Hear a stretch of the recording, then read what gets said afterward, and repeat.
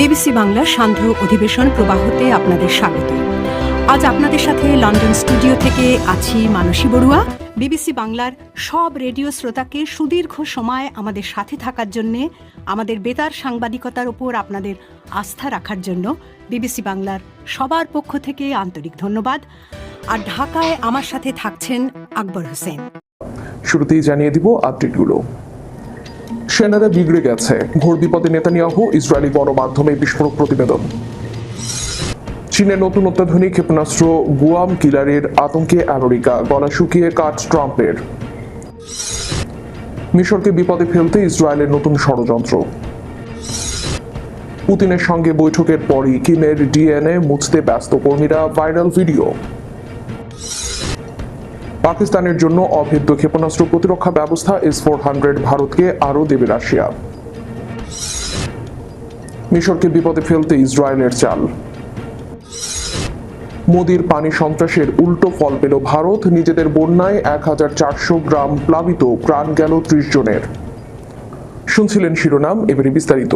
সেনারা বিগড়ে গেছে, ঘোর বিপদে নেতানিয়াহু, ইসরায়েলি গণমাধ্যমে এমন বিস্ফোরক প্রতিবেদন প্রকাশ করেছে। ইসরায়েলি সামরিক বাহিনী এবং তেল আবিব সরকারের মধ্যে আস্থার সংকট চরম আকার ধারণ করায় হাজার হাজার রিজার্ভ সেনা গাজা দখলের আসন্ন অভিযানে যোগ দিতে অস্বীকৃতি জানিয়েছে। এর ফলে গাজা সিটি দখলের জন্য পরিকল্পিত অভিযানে পর্যাপ্ত রিজার্ভ সেনা সংগ্রহ করতে ইসরায়েলি সামরিক বাহিনী হিমশিম খাচ্ছে বলে একাধিক গণমাধ্যম সূত্রে জানা গেছে। ইসরায়েলি গণমাধ্যমের প্রতিবেদন অনুযায়ী গত মাসে সামরিক বাহিনীর পাঠানো প্রায় 60,000 রিজার্ভ সেনার তলবের নির্দেশ কার্যকর হয়েছে এবং গাজা সিটি দখলের অভিযানের আগে হাজার হাজার সেনার নিজ নিজ ঘাঁটিতে যোগ দেওয়ার কথা ছিল। কিন্তু দীর্ঘদিনের যুদ্ধের ক্লান্তি, ফিলিস্তিনি প্রতিরোধ আন্দোলন, হামাসের হাতে থাকা জিম্মিদের জীবন নিয়ে উদ্বেগ এবং নেতানিয়াহু সরকারের প্রতি গভীর অবিশ্বাসের কারণে খুব কম সংখ্যক সেনা উপস্থিত হতে পারে বলে আশঙ্কা করছে দখলদার বাহিনী।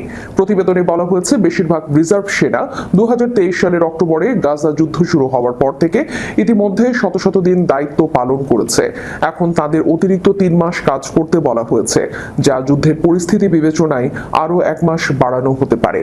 ইসরায়েলি দৈনিক হারেস জানিয়েছে, হাজার হাজার ইসরায়েলি সেনা গাজায় নতুন এই আগ্রাসনের বিরুদ্ধে প্রকাশ্যে মুখ খুলেছেন এবং চাকরিতে যোগ না দেওয়ার হুমকি দিয়েছেন।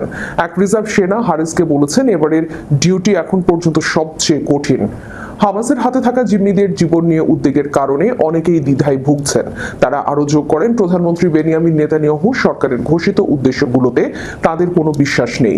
ইসরায়েলি সংবাদপত্রের উদ্ধৃতি দিয়ে সিনিয়র কর্মকর্তারা বলেছেন যে নেতানিয়াহু মন্ত্রিসভা এবং সামরিক বাহিনীর মধ্যে একটি আস্থার সংকট চলছে, যা দখলদার সেনাবাহিনীকে প্রভাবিত করেছে।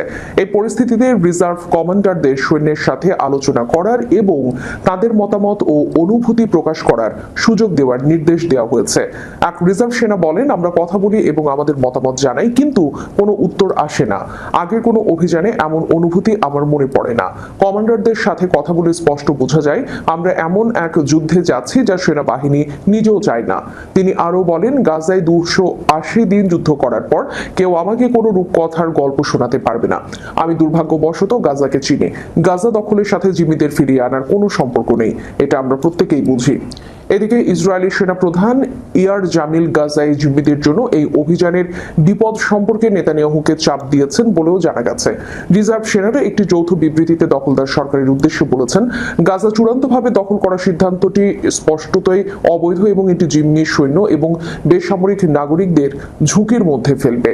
আমাদের যদি রিজার্ভ ডিউটিতে ডাকা হয়, আমরা রিপোর্ট করব না। শুরু থেকে 400 দিন লড়াই করা আরেকজন নাম প্রকাশে অনিচ্ছুক কমান্ডার বলেছেন, ইসরায়েলি বসতি স্থাপনকারীরা বিনা কারণে প্রাণ দিচ্ছে এবং নেতানিয়াহু কেবল নিজের রাজনৈতিক অস্বস্তি রক্ষার জন্য যুদ্ধকে দীর্ঘায়িত করছেন।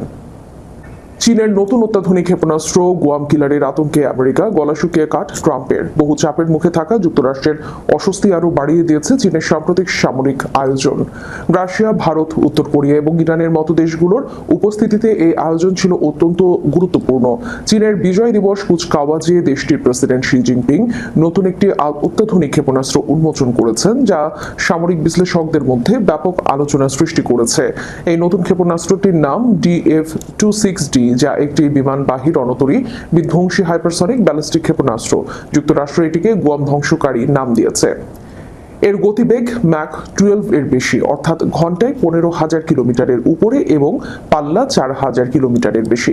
সামরিক বিশেষজ্ঞরা মনে করছেন এটি মার্কিন নৌবাহিনীর বিরুদ্ধে চীনের চূড়ান্ত অস্ত্র। এর দুর্দান্ত সক্ষমতা একটি চলমান বিমানবাহী রণতরীকেও ডুবিয়ে দিতে সক্ষম।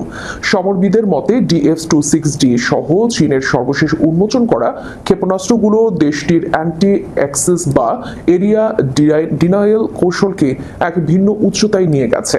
কূটনৈতিক বিশ্লেষকরা বলছেন এখন মার্কিন নৌবাহিনীকে দক্ষিণ চীন সাগর ও তাইওয়ান প্রণালীতে অভিযান চালাতে গেলে করুণ পরিণতির মুখোমুখি হতে হবে। একই সাথে পূর্ব এশিয়ায় বিশেষ করে গুয়ামে অবস্থিত মার্কিন সামরিক ঘাঁটিগুলো নিরাপত্তা সংকটে পড়েছে। বিশ্লেষকরা মনে করছেন চীনের এই ক্ষেপণাস্ত্র শিল্পের উত্থান হাইপারসনিক যুগের যুদ্ধের সংজ্ঞা বদলে দিয়েছে। DF-26D শুধুমাত্র প্রযুক্তির উৎকর্ষেরই দৃষ্টান্ত নয়, বরং এশিয়া প্রশান্ত মহাসাগরীয় অঞ্চলের ভূ রাজনীতিতে এটি রীতিমতো কাঁপন ধরিয়েছে। প্রচলিত বিস্ফোরক ছাড়াও পারমাণবিক বোমা বহনের সক্ষমতা থাকায় এই ক্ষেপণাস্ত্রটি একটি ভয়াবহ নিবারক হিসেবে কাজ করবে।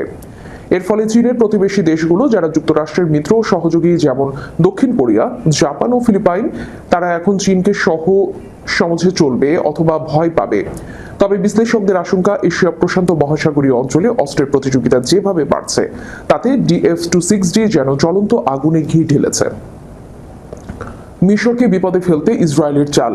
গাজায় আগ্রাসন থামাতে মধ্যস্থতাকারীর ভূমিকা পালন করলেও কার্যত কিছুই করতে পারেনি মিশর। তবে নিজেদের উপর ইসরায়েলি হুমকি আসতেই শক্তি প্রদর্শন শুরু করেছে আবদেল ফাত্তাহ আল সিসির সরকার। গাজার সীমান্ত ঘেঁষা সিনাই উপদ্বীপে হাজার হাজার সেনা মোতায়েন করেছে কায়রো। সিসির সরকারের এমন পদক্ষেপে রীতিমতো ক্ষিপ্ত হয়েছেন ইসরায়েলি প্রধানমন্ত্রী বেনিয়ামিন নেতানিয়াহু। ইসরায়েলের দৈনিক হায়ামের বরাতে আল মায়াদিন জানিয়েছে মিশরকে বড় ধাক্কা দিয়ে নেতানিয়াহুর সরকার $35 বিলিয়ন লেভিয়ানাত গ্যাস রপ্তানি চুক্তি স্থগিত করেছে। এমনকি তার ব্যক্তিগত অনুমোদন ছাড়া এই চুক্তি কার্যকর হবে না। তেল আবিবের এই পদক্ষেপ এমন এক সময় এলো যখন ফিলিস্তিনিদের পক্ষে জোরে সোরে কথা বলতে শুরু করেছে কায়রো। গণহত্যায় জড়িত থাকার অভিযোগে নেতানিয়াহুর বিরুদ্ধে আন্তর্জাতিক বিচারিক আদালতের জারি করা আদেশে মিশর জোরালো সমর্থন দিচ্ছে। মাত্র 3 সপ্তাহ আগে লেভিয়াতান প্রকল্পের অংশীদার রেশিও ও নিউমেড এনার্জি মিশরের ব্লু ওশান এনার্জির সঙ্গে একটি চুক্তি করেছিল। এর আওতায় 2040 সাল পর্যন্ত 30 বিলিয়ন ঘনমিটার গ্যাস রপ্তানির প্রতিশ্রুতি দেওয়া হয়েছিল। বিশ্লেষকরা বলছেন এই প্রথমবারের মতো ইসরায়েল সরকার প্রকাশ্যে গ্যাস বিক্রিকে রাজনৈতিক চাপে রূপান্তর করেছে। তাদের লক্ষ্য গ্যাস সরবরাহের বিনিময়ে মিশরের কাছ থেকে নিরাপত্তা সংক্রান্ত নিশ্চয়তা আদায় করা। 2022 সালে ইউরোপীয় ইউনিয়নের চাপে মিশর একটি ত্রিপাক্ষিক চুক্তি স্বাক্ষর করে, যার শর্ত অনুযায়ী পূর্ব ভূমধ্যসাগরের গ্যাস ইউরোপে রপ্তানি করে তারা। এর ফলে মিশরের নিজস্ব জ্বালানি সম্পূর্ণতা দুর্বল হয়ে ইসরায়েলের উপর নির্ভরশীলতা বাড়ে। ইসরায়েল এই সুযোগ কাজে লাগিয়ে প্রাকৃতিক গ্যাসকে আঞ্চলিক রাজনৈতিক সংগ্রামে একটি জবরদস্তির অস্ত্র হিসেবে ব্যবহার করছে। নেতানিয়াহুর গ্রেটার ইসরায়েল পরিকল্পনা প্রকাশ্যে আসার পর থেকেই উত্তেজনা আরও বাড়ে। এই পরিকল্পনায় সিরিয়া, লেবানন, জর্ডান এবং মিশরের কিছু অঞ্চল অন্তর্ভুক্ত করার কথা বলা হয়েছিল। এই নীল নকশা প্রকাশ্যে আসার পর মিশর সিনাই উপদ্বীপে নিরাপত্তা জোরদার করে। সিসি সরকার সেখানে 400 মিশরীয় সেনা মোতায়েন করেছে, যার মধ্যে সাজোয়া যান এবং বিমান প্রতিরক্ষা ব্যবস্থাও রয়েছে। এই সংখ্যা মিশর ইসরায়েল শান্তি চুক্তি দ্বারা নির্ধারিত অনুমোদিত সংখ্যার চেয়ে অনেক বেশি। কায়রো আশঙ্কা করছে ইসরায়েলের সামরিক অভিযান ফিলিস্তিনিদের মিশরের সিনাই উপদ্বীপে ঠেলে দিতে পারে। উত্তর কোরিয়ার সর্বোচ্চ নেতা কিম জন উন খুব কম দেশ বিদেশ সফরে যান। গেলেও বিমানে ভ্রমণ করেন না, চড়েন বিশেষ ট্রেনে। এবার চীনের বিজয় দিবসে সামরিক কুচকাওয়াজে যোগ দিতে সেই ট্রেনে চড়েই সেখানে গেছেন। কিন্তু রাশিয়ার প্রেসিডেন্ট ভ্লাদিমির পুতিনের সঙ্গে কিমের সাক্ষাতের পর একটি ভিডিও প্রকাশিত হয়েছে যা সবাইকে হতবাক করে দিয়েছে। এই ভিডিওটি কূটনৈতিক প্রোটোকলের চেয়ে ক্রাইম মুভির স্বাদ বেশি দিচ্ছে। ভিডিওতে দেখা গেছে বেইজিং এ পুতিনের সঙ্গে সাক্ষাতের সময় কিম জং উন যে সমস্ত জিনিসপত্র স্পর্শ করেছিলেন সেগুলো পরিষ্কার করছেন উত্তর কোরিয়ার কর্মীরা। বুধবার বেইজিং এ এক বিশাল সামরিক কুচকাওয়াজের পর পুতিনের সঙ্গে বৈঠকে মিলিত হন কিম। বৈঠক শেষ হতেই লক্ষ্য করা যায় বিষয়টি। টেলিগ্রামে পোস্ট করা ফুটেজে দেখা যায় বৈঠক শেষ হওয়ার সঙ্গে সঙ্গে কিমের দুই সহযোগী দ্রুত কাজ শুরু করছেন। একজন কর্মচারী কিমের চেয়ারের পিছনের অংশটি সাবধানে ঘষে ঘষে মুছছেন, অন্যজন ফরেনসিক বিশেষজ্ঞের মতো সাবধানে তার গ্লাসটি একটি ট্রেতে করে নিয়ে যাচ্ছেন। অর্থাৎ কিম যা কিছু স্পর্শ করেছিলেন তা পরিষ্কার করা হচ্ছে এবং কিছু জিনিসপত্র এমনকি কর্মকর্তারা নিয়েও যান। চেয়ারের হাতল থেকে শুরু করে পাশের টেবিল পর্যন্ত উত্তর কোরিয়ার নেতার উপস্থিতির প্রতিটি চিহ্ন মুছে ফেলা হয়। রুশ সাংবাদিক আলেকজান্ডার ইউনাসেভ বিষয়টি নিয়ে তার চ্যানেল ইউনাসেভ লাইভে বলেছেন, আলোচনার পর উত্তর কোরিয়ার নেতার সঙ্গে থাকা কর্মীরা কিমের উপস্থিতির সমস্ত চিহ্ন সাবধানে মুছে ফেলেন। ইউনাসেফ বলেন, কর্মকর্তারা কিম যে গ্লাসে পান করেছিলেন সেই গ্লাসটিও সরিয়ে নেন, চেয়ারের কুশন এবং কিম যে আসবাবপত্র স্পর্শ করেছিলেন তার অংশগুলো মুছে ফেলেন। তিনি আরো বলেন, দুই নেতার আনুষ্ঠানিক বৈঠকটি ইতিবাচকভাবে শেষ হয়। কিম ও পুতিন উভয়ই খুব সন্তুষ্ট হয়ে যায় যে যার গন্তব্যে চলে যান। ভারতকে আরো কিছু S-400 সরবরাহ করতে যাচ্ছে রাশিয়া। এর আগে পাকিস্তানের সঙ্গে যুদ্ধে প্রথমবারের মতো এই প্রযুক্তি ব্যবহার করেছিল ভারত। পরে এই সিস্টেমকে আকাশের অভেদ্য ঢাল হিসেবে বর্ণনা করেন ভারতীয় সেনারা। ভারতীয় সংবাদ মাধ্যম এনডিটিভির প্রতিবেদনে বলা হয়েছে, নতুন করে S-400 ডেলিভারির বিষয়ে ইতিমধ্যে ভারত রাশিয়া আলোচনা চলছে। প্রসঙ্গত, S-400 এক ধরনের আকাশ প্রতিরক্ষা ব্যবস্থা। এটি শত্রুর কার্যকলাপ 600 কিলোমিটার দূর থেকে শনাক্ত করতে পারে এবং একসঙ্গে 100টির বেশি লক্ষ্য ট্র্যাক করতে পারে। প্রায় 400 কিলোমিটার দূর থেকে আঘাত হানতে সক্ষম S-400 বোমারু বিমান, যুদ্ধ বিমান, ড্রোন, আর্লি ওয়ার্নিং এয়ারক্রাফট এবং ব্যালিস্টিক মিসাইল ধ্বংস করতে পারে। এর প্রতিটি রেজিমেন্ট থাকে 8টি লঞ্চ ভেহিকল, প্রতিটিতে 4টি ক্ষেপণাস্ত্র টিউব। রাশিয়ার তৈরি এই প্রতিরক্ষা ব্যবস্থাকে বিশ্বের অন্যতম শক্তিশালী আকাশ প্রতিরক্ষা ব্যবস্থা মনে করা হয়। সংশ্লিষ্ট একটি সূত্র জানায়, রাশিয়া S-400 ক্ষেপণাস্ত্র প্রতিরক্ষা ব্যবস্থার আরো 2টি ইউনিট ভারতকে সরবরাহ করতে যাচ্ছে। এর মধ্যে একটি ইউনিট 2026 সালে এবং অন্যটি 2027 সালে সরবরাহ করা হতে পারে। এগুলো 2018 সালে ভারতের দেওয়া 5 ইউনিটের অর্ডারের বাকি 2টি। এগুলো সরবরাহ দেরি হওয়ায় বিষয়টি প্রতিরক্ষা মন্ত্রী রাজনাথ সিং এর রাশিয়া সফরে এবং সাম্প্রতিক ভারত রাশিয়া বৈঠকেও তোলা হয়। এছাড়া ভারত আরো S-400 কেনার পরিকল্পনা করছে বলে জানা গেছে, যা দেশটির উচ্চাভিলাষী সুদর্শন চক্র প্রকল্পের অংশ। প্রধানমন্ত্রী নরেন্দ্র মোদী স্বাধীনতা দিবসের ভাষণে প্রকল্পের কথা উল্লেখ করেছিলেন। এতে উন্নত আকাশ প্রতিরক্ষা, নজরদারি, সাইবার সুরক্ষা ও বেশ কয়েক ধাপের প্রতিরক্ষা কাঠামো অন্তর্ভুক্ত থাকবে, যা ইসরায়েলের আয়রন ডোমের মতো কাজ করবে। এই বিষয়ে রুশ federal service for military technical কোঅপারেশনের প্রধান দিমিত্রি গুয়ায়েভ রুশ সংবাদ মাধ্যম তাসকে বলেছেন, ভারতের কাছে ইতিমধ্যে আমাদের S-400 সিস্টেম রয়েছে। এই ক্ষেত্রে সহযোগিতা আরো বাড়ানো সম্ভব, অর্থাৎ নতুন ডেলিভারি আসছে। বর্তমানে আমরা আলোচনার পর্যায়ে আছি। গাজায় আগ্রাসন থামাতে মধ্যস্থতাকারীর ভূমিকা পালন করলে কার্যত কিছুই করতে পারেনি মিশর। তবে নিজেদের উপর ইসরায়েলি হুমকি আসতেই শক্তি প্রদর্শন শুরু করেছে আবদেল ফাত্তাহ আল সিসির সরকার। গাজা সীমান্ত ঘেঁষা সিনাই উপদ্বীপে হাজার হাজার সেনা মোতায়েন করেছে কায়রো। সিসি সরকারের এমন পদক্ষেপে রীতিমতো ক্ষিপ্ত হয়েছেন ইসরায়েলি প্রধানমন্ত্রী বেনিয়ামিন নেতানিয়াহু। ইসরায়েলের দৈনিক হায়ামের বরাতে আল মায়াদিন জানিয়েছে, মিশরকে বড় ধাক্কা দিয়ে নেতানিয়াহু সরকার $35 বিলিয়ন লেভিয়ানাত গ্যাস রপ্তানি চুক্তি স্থগিত করেছে। এমনকি তার ব্যক্তিগত অনুমোদন ছাড়া এই চুক্তি কার্যকর হবে না। তেল আবিবের এই পদক্ষেপ এমন এক সময় এলো যখন ফিলিস্তিনিদের পক্ষে জোরে সোরে কথা বলতে শুরু করেছে কায়রো। গণহত্যায় জড়িত থাকার অভিযোগে নেতানিয়াহুর বিরুদ্ধে আন্তর্জাতিক বিচারিক আদালতের জারি করা আদেশে মিশর জোরালো সমর্থন দিচ্ছে।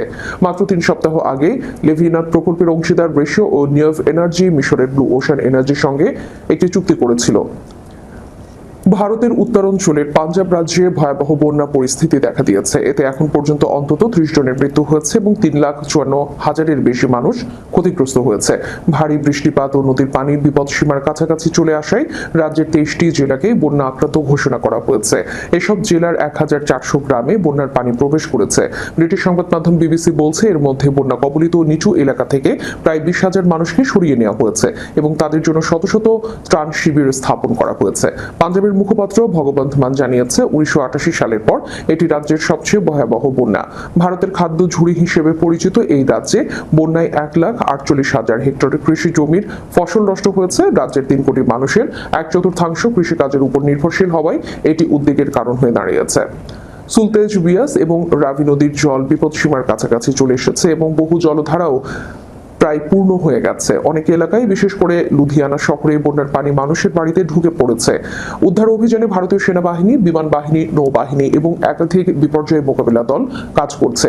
এই কাজে 35টি হেলিকপ্টার এবং শতাধিক নৌকা ব্যবহার করা হচ্ছে। মুখ্যমন্ত্রী মান গতকাল মঙ্গলবার নৌকায় করে ফিরোজপুরে জেলার বন্যা পরিস্থিতি পরিদর্শন করেছেন এবং কেন্দ্রীয় সরকারের কাছে তহবিল চেয়েছেন। নিরাপত্তা নিশ্চিত করার জন্য সুতলেজ নদীর তীরে বসবাসকারীরা রাতভর পানির স্তরের উপর নজর রাখছে বলে বিবিসিকে জানিয়েছে। শাব্বু গ্রামের বাসিন্দা যশবীর সিং জানিয়েছে পানি বেড়েছে, বাঁধ চুইয়ে পানি আসছে, সেখানে এটি ভেঙে যায়, আমরা বস্তা দিয়ে তা মেরামত করি। দর্শক, শেষ করার পূর্বে সংবাদ শিরোনামগুলো জানিয়ে দিব আরো একবার। সেনারা বিগড়ে গেছে, ঘোর বিপদে নেতানিয়াহু, ইসরায়েলি গণমাধ্যমে বিস্ফোরক প্রতিবেদন। চীনের নতুন অত্যাধুনিক ক্ষেপণাস্ত্র গুয়াম কিলারের আতঙ্কে আমেরিকা, গলা শুকিয়ে কাট ট্রাম্পের। মিশরকে বিপদে ফেলতে ইসরায়েলের নতুন ষড়যন্ত্র। পুতিনের সঙ্গে বৈঠকের পরই কিমের ডিএনএ মুছতে ব্যস্ত কর্মীরা, ভাইরাল ভিডিও। পাকিস্তানের জন্য অভেদ্য ক্ষেপণাস্ত্র প্রতিরক্ষা ব্যবস্থা S-400 ভারতকে আরও দেবে রাশিয়া। মিশরকে বিপদে ফেলতে ইসরায়েলের চাল। মোদির পানি সন্ত্রাসের উল্টো ফল পেল ভারত, নিজেদের বন্যায় 1400 গ্রাম প্লাবিত, প্রাণ গেল 30 জনের। এতক্ষণ আমাদের সাথে থাকার জন্য ধন্যবাদ। All content on this channel is for educational and informational purposes only. We do not promote violence, misinformation, or any illegal activity.